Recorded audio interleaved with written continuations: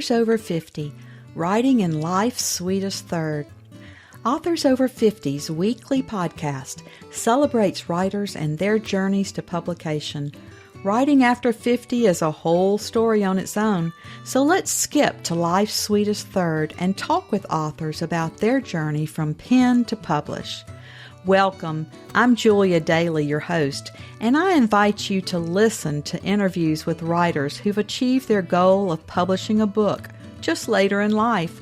We've seen award lists for under 30 or under 40, but I've yet to see lists for those who've achieved a significant milestone of their own, launching a new career and publishing their first book after the age of 50.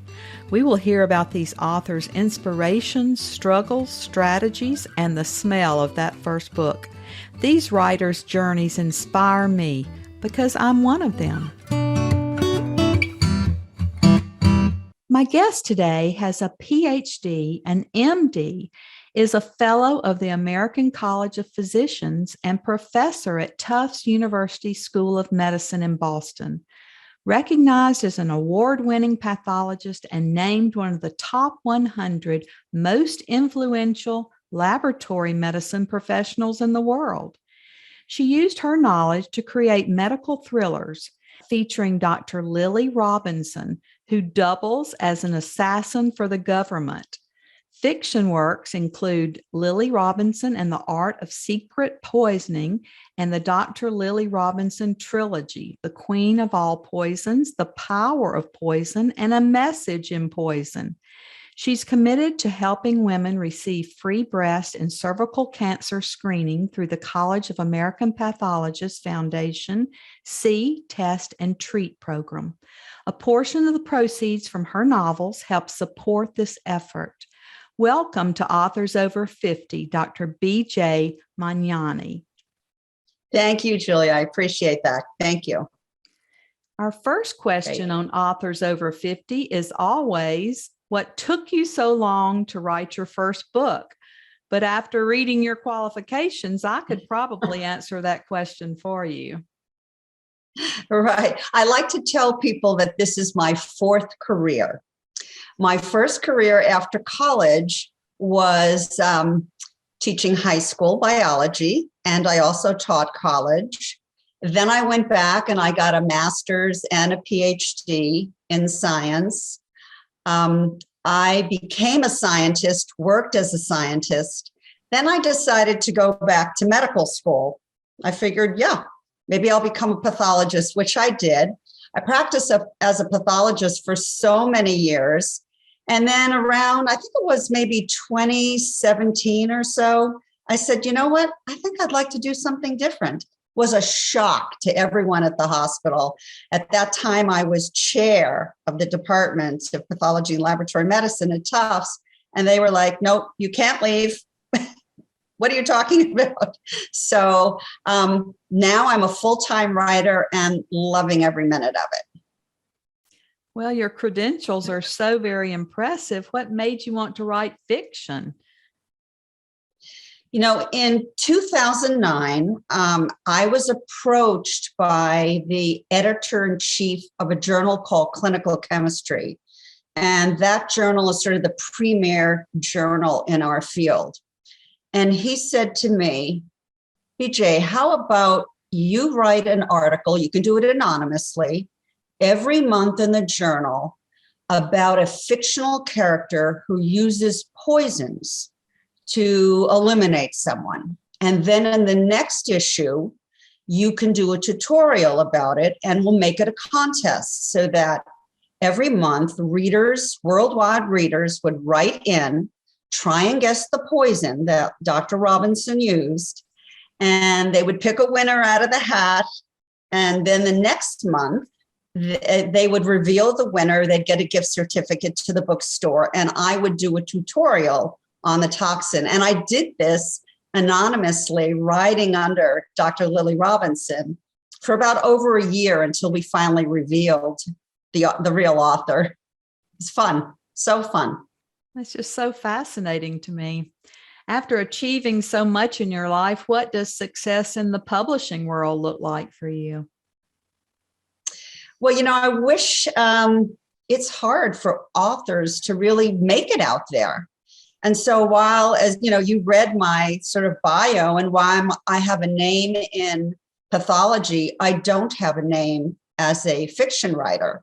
And so to me, that's the biggest challenge, is getting my name out there in a different field and having people embrace my books.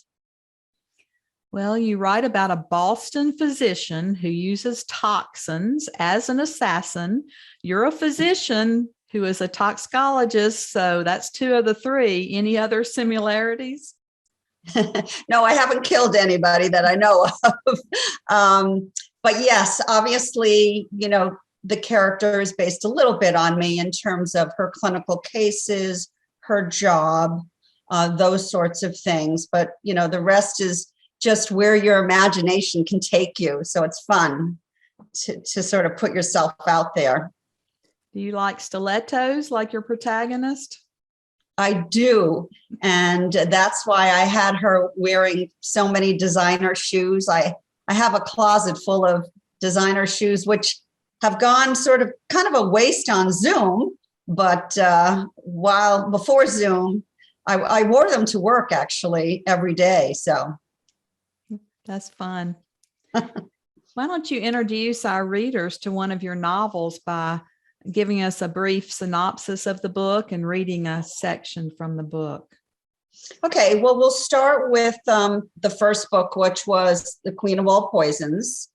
And that introduces us to Dr. Lily Robinson. And as you mentioned, she is a Boston physician. She's a toxicologist, and she has been recruited by the government for her knowledge, her expertise in poisons.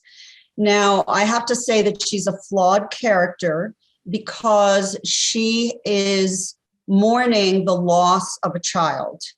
And I think because she was so vulnerable and numb from this experience, the government was able to take advantage of her, if you will, and then kind of got her involved in these missions, which have followed through books 2 and 3. So I'll read you just so you hear Lily's voice from The Queen of All Poisons. Just between beats, there's a 20 millisecond window of vulnerability to create chaos just before the heart squeezes out its next beat. I keep thinking about the assassination while I'm sitting in my office. He was just another threat with a bad heart. My poison incurs sudden death like a physical blow to the heart delivered at the right time. I try not to rationalize these deaths anymore or allow my emotions to creep in. Years of denial have trained my clinical mind to focus only on the target. I do whatever I must to get the job done. It's about mastering control, yet letting go.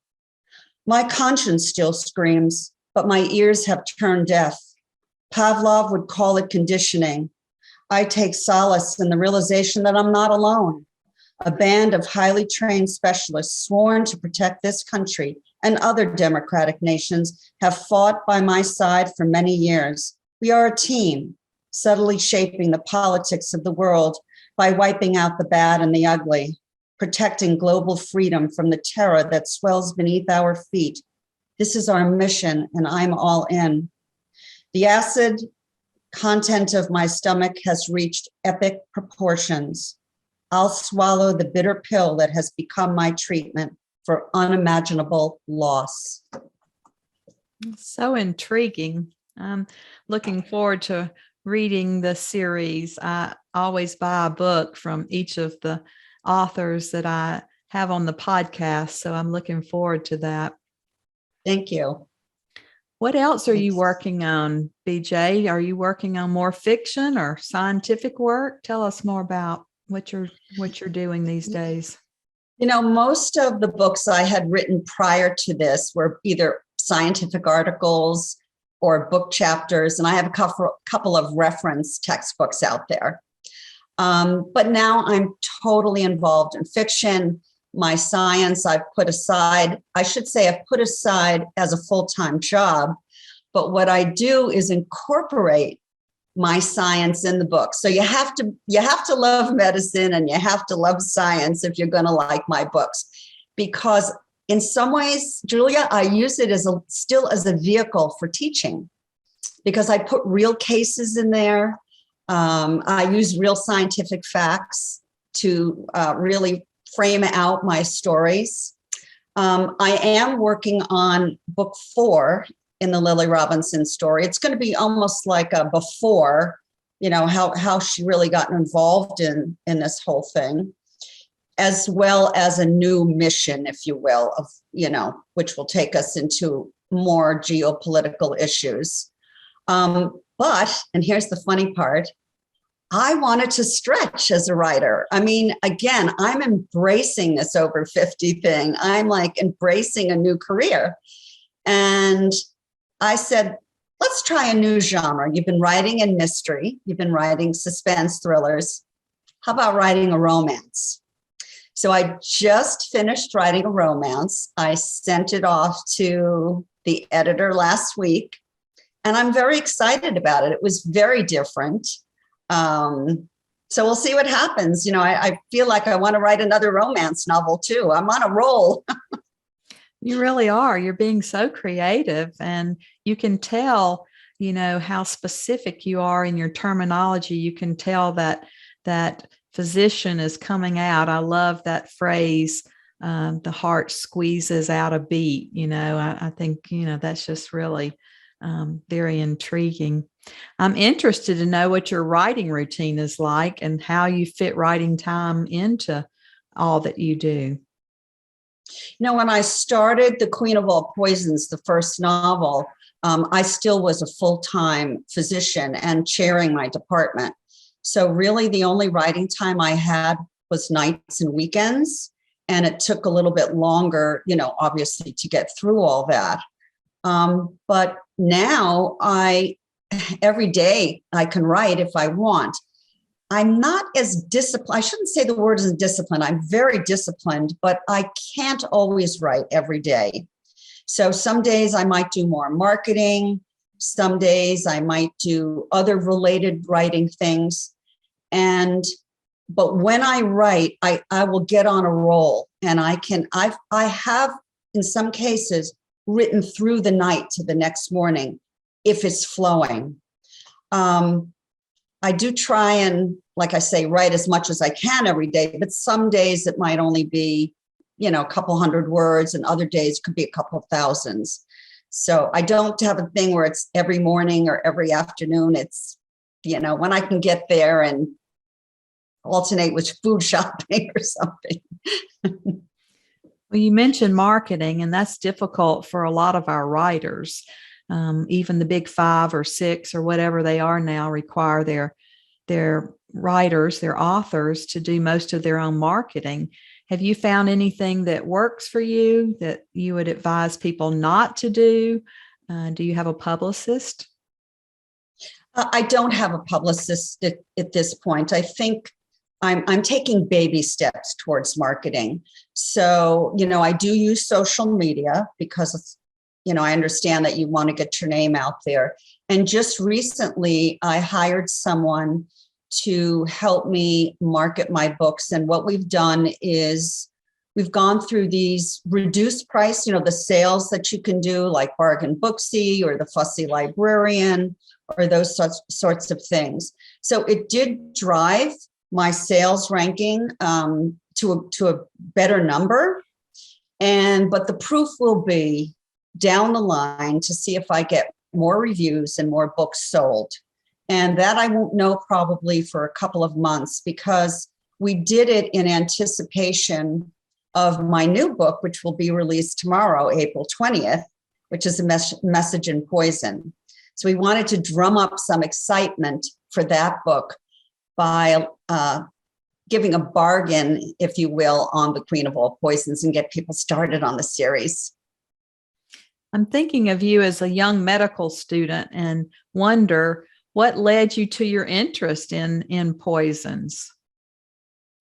Actually, it started long before I went to medical school. As a graduate student, my master's degree I worked with pesticides because I was very concerned about the environment and the effect of pesticides on, ocean creatures like small algal cells, which eventually get consumed by bigger fishes, and we then consume those fishes. So it's the food chain.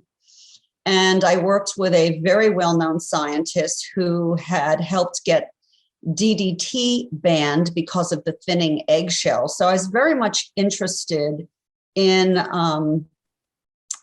these kinds of toxic chemicals. Later on, when I did a postdoc, I worked with a biophysicist, and we looked at various toxins and how they affect nerve cells. And that really secured it for me. I just loved the fact that natural plants and natural animals, that these organisms can create defense mechanisms that secure their existence and prevent other animals from consuming them or, harming them. It's just fascinating to me. And, think of it this way, Julia. Some of the medicines that we have today and use are derived from these very toxins that in high doses could kill us, but we've been able to use them in a way to help. Think of digitalis from the foxglove plant, or curare from, again, another plant that we've developed medications that we use during surgery. I mean, to me, it's fascinating. It's just fascinating. It really is. I can't wait to dive into your books and read all about those. Can you, without giving some real spoilers away, tell us some of the poisons that you've used in your fiction and how those react in our bodies? So sort of the premise behind Lily Robinson and the way she used her poisons in the original story collection is to mimic a natural death. That's the whole point. You don't want to be very obvious about it. So let's say someone has a heart condition, which many people do. Maybe they have an irregular heartbeat, or they have some kind of condition that makes them more susceptible to a toxin that can stop the heart and mimic a natural heart death. And so Lily tries and finds out information, if she can, about the targets, and then make it look like this person died a natural death, so that it reduces the suspicion, as opposed to, someone walking up to someone, I guess, and assassinating them with a gun, that kind of thing. It's less obvious and perhaps less provocative. And so that's kind of the premise. And I love, in particular, certain plant toxins that I like to use. In fact, the title of the book, The Queen of All Poisons, and you can see over my shoulder these beautiful purple flowers. These are from the plant called monkshood, also known as wolfsbane, and it contains a poison known as aconitine, which is a heart poison. So I like to use the plant poisons, and I'm also a huge fan of animal toxins. And because mostly I used a lot of animal toxins when I was studying, when I was doing science, if you will, working in the lab. And so there are things like from the poison dart frog, batrachotoxin, or from algal cells like saxitoxin, tetrodotoxin, all again generated by our natural organisms that are in the world. So fascinating. It really is so clever, just very clever that you've come up with this premise. Yeah. I have a poison blog that I write every month. And on my website, you can see, I try and do one on some interesting aspect of poisoning, or some are what I call, like a public service message. I did one on carbon monoxide when we had snowstorms, plant poisons that you think about during the Christmas holidays with mistletoe. And then I do the animal toxins, and I have one that should be coming out this month on scorpion toxins. Nice.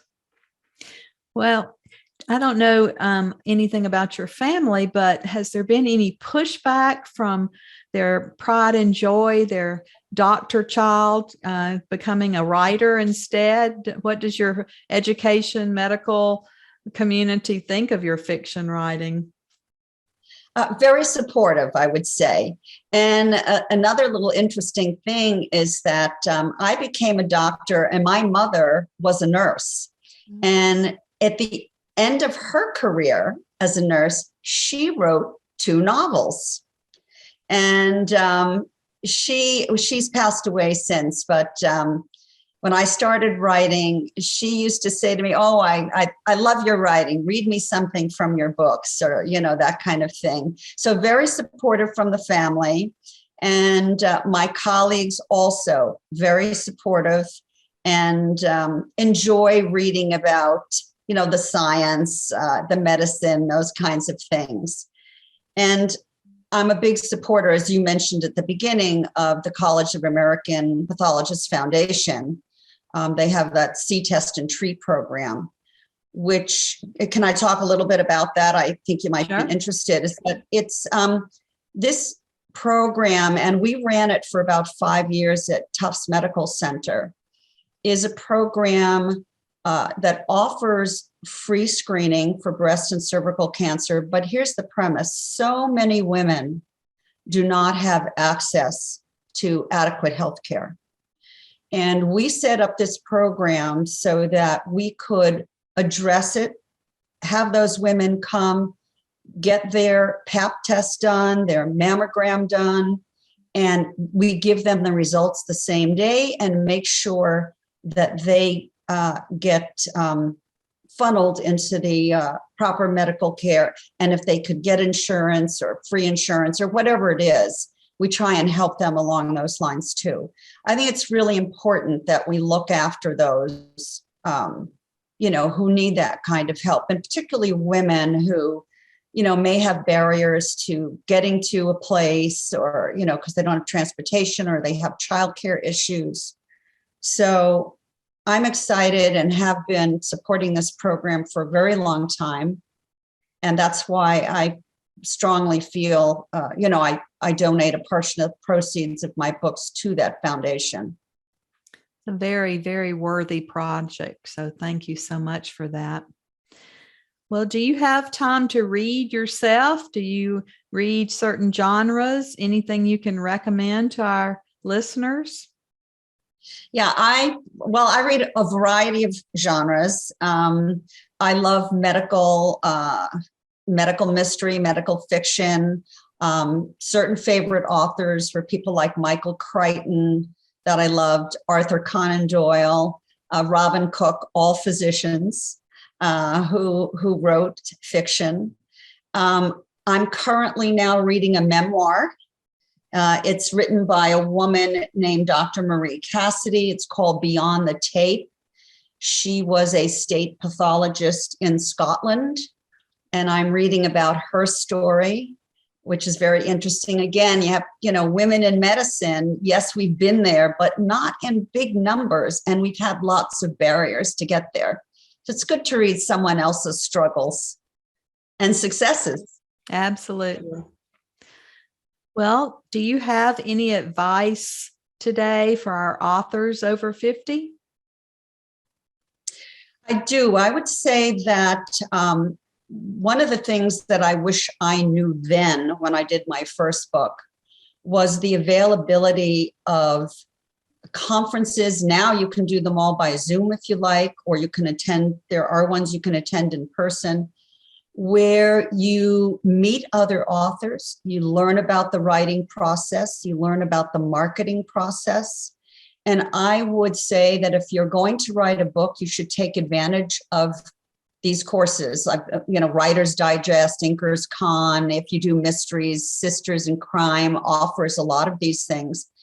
And it would really give you the resources you need to get your first book off the ground. I didn't know until after I published my first book that these were available. I mean, it seems silly. I'd gone to lots of medical conferences, right? But I never thought about really writer conferences or writer resources in that regard. So I think it'd be really helpful to, to take advantage of those things and get to know other authors who can help you. What was your path to publishing? Did you query agents or did you go a non-traditional route? In the beginning, I did try querying agents. And then a friend of mine who was an author that I met had published one book, and then he was about to publish his second book. And he had read my collection of short stories, the original Art of Secret Poisoning. And he sent that book to the publisher, the person who was going to publish his second book. And he said, you should really talk to this woman, BJ Magnani. I think she'd be interesting. So he called me, the editor. He said he loved the little stories and he wanted to publish The Queen of All Poisons. So in a sense, it was kind of a lucky thing, part of, as you know, moving forward can sometimes be luck, serendipity. Yes, there's a lot of timing and luck and a lot of hard work that goes with it. So we're just thrilled that you have chosen this new career and have time to now write these wonderful novels that everyone's going to enjoy so much. So thank you so very much for being with us today and being one of our authors over 50. Thank you, Julia. Thank you for joining us today. Please look for Authors Over 50 every Thursday when we will have conversations with accomplished debut novelists over the age of 50. Please subscribe and share with a friend, and check out my own publication journey after 50 at www.juliadaily, that's DAILY, like dailynewspaper.com. Until next time, keep reading and writing, and remember, it's never too late to fulfill a dream in life's sweetest third.